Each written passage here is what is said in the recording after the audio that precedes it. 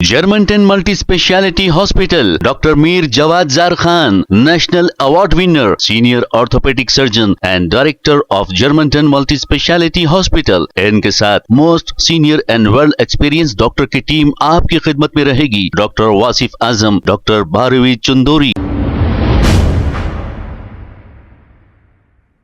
अस्सलाम वालेकुम नाजरीन, 7H न्यूज सच को रखे आपके आगे। नाजरीन, ये जो मंजर देख रहे हैं आप, शेख पेट फ्लाईओवर के नीचे की ये रोड है। अब यहाँ पर कितने बड़े बड़े गड्ढे हैं। क्या ये गाड़ियां यहाँ से चलाने वाले गवर्नमेंट को टैक्स नहीं देते हैं? क्यों नहीं देते हैं? टैक्स बराबर लेती है गवर्नमेंट, लेकिन अवामी मसाइल को नजरअंदाज करती है। पुराने शहर के तकरीबन सड़कें इसी तरह की है। ड्रेनेज सिस्टम ओवरफुल होकर बहता है, लेकिन कोई अवामी नुमाइंदा सामने नहीं आता। अब कांग्रेस हुकूमत ने झूठे वादे करते हुए इख्तिदार तो संभाल लिया। इख्तिदार संभाले 20 महीने हो गए, लेकिन शहर की तरक्की, शहर की सड़कें जैसी की वैसी है। अब बताइए, ये हुकूमत फेल हुई या नहीं? आप कमेंट करके जरूर बताएं।